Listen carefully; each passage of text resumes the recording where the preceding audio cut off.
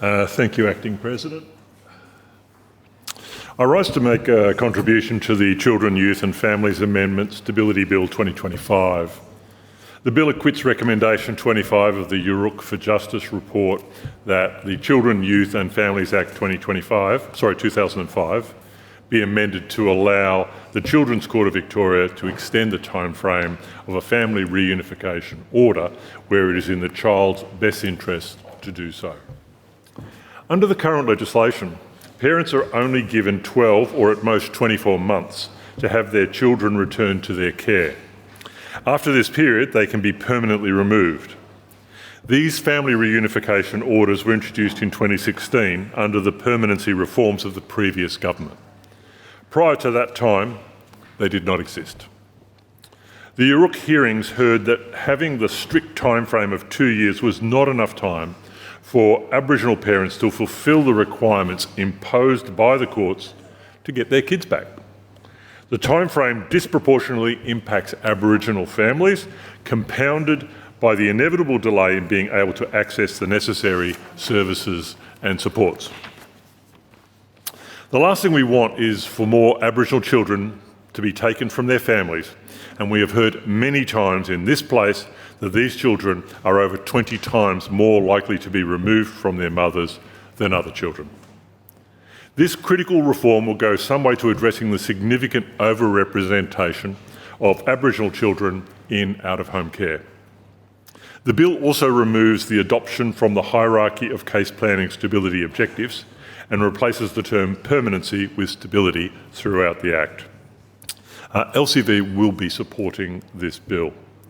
There are some amendments that the Greens will be moving to more fully acquit the Uruk recommendations, and we will also be supporting those. As I said, this bill rolls back some of the provisions enacted in 2014 through the Children, Youth and Families Amendment, Permanent Care and Other Matters Bill.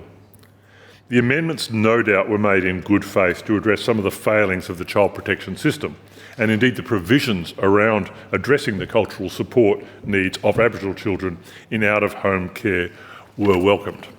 However, there were at the time concerns about the bill's lack of consultation and how it would affect Aboriginal families. Stakeholders, including the Law Institute, VALS, JIRA and others, predicted that the permanency reforms and the introduction of family reunification orders with fixed time limits would adversely impact Aboriginal families in particular and see more children permanently removed, a continuation of the failed colonial interventions.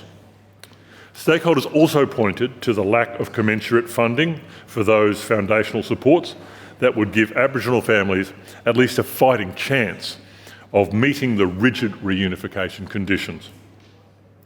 A 2020 report by Victorian Legal Aid into the impacts of the permanency amendments found that, and I quote, "The intention of the amendments, timely, safe, permanent homes for children who need state intervention and prompt support for families at risk are not being achieved."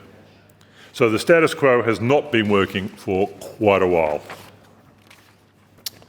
Currently, a child is removed, and I have raised this in the House, the issue of pre-birth child protection orders where the department can remove a newborn baby.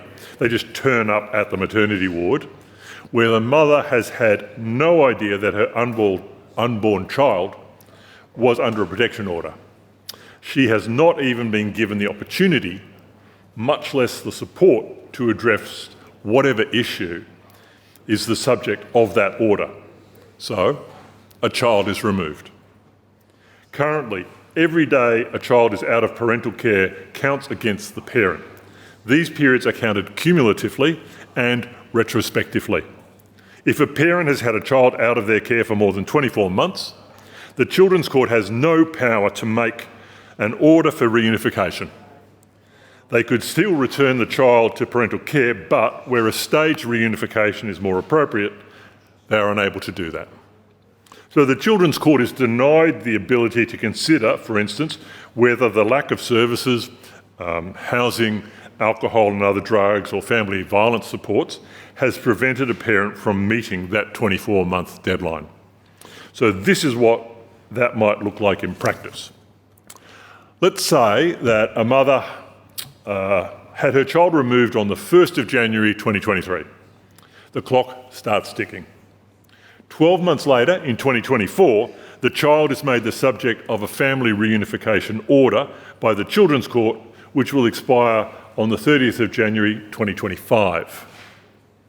The child is still out of family care when the matter comes before the Children's Court for the final contest in January 2025. So the child has been out of parental care for just over 2 years by then.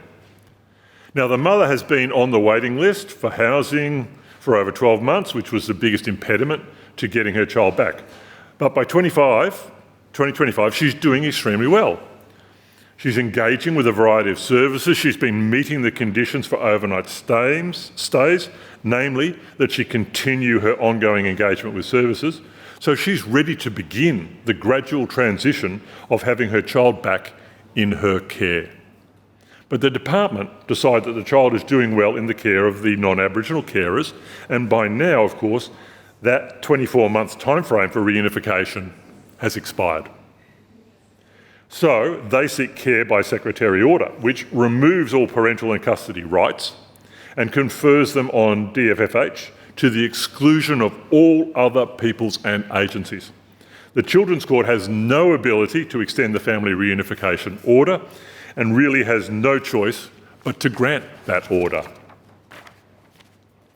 Care by secretary orders are disastrous in operation for Aboriginal children, as they usually mean a significant drop in contact arrangements. The DFFH will only permit 4 to 12 times per year under these orders, and that's simply not enough.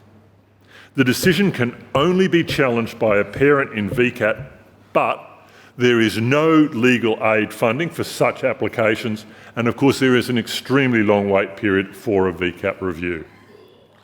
We will be supporting the amendment to reinstate the power of the Children's Court to make conditions on care by secretary orders.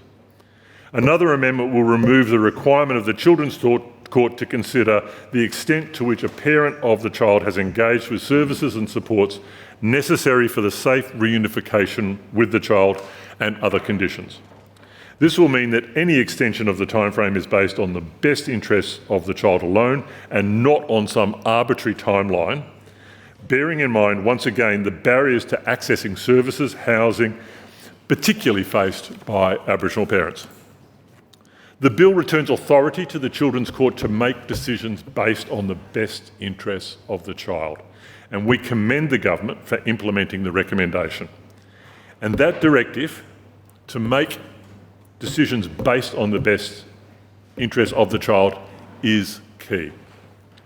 We have had several meetings with the Minister's office, and I do want to thank the Minister, her office and Liam for the very thorough briefings and responses to our questions.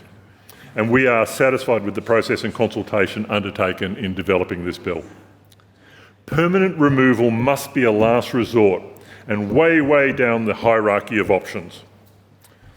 And we need to get serious about resourcing services that support families to thrive. I want to finish with a quote from Antoinette Braybrook, the CEO of Jura, which is an Aboriginal-controlled organisation that provides culturally safe services, including legal advice and representation to support Aboriginal women who experience family violence.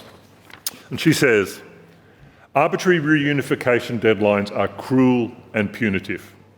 Ignoring the reality of Aboriginal women surviving violence, homelessness and systemic racism is itself a form of systemic violence. Healing cannot happen on a government stopwatch." We hope this bill results in a decrease in children being removed from their families and more practical and timely support for parents to allow them to resume permanent care of their child as soon as possible. The removal of a child should always be the last resort. Families need support, not punishment.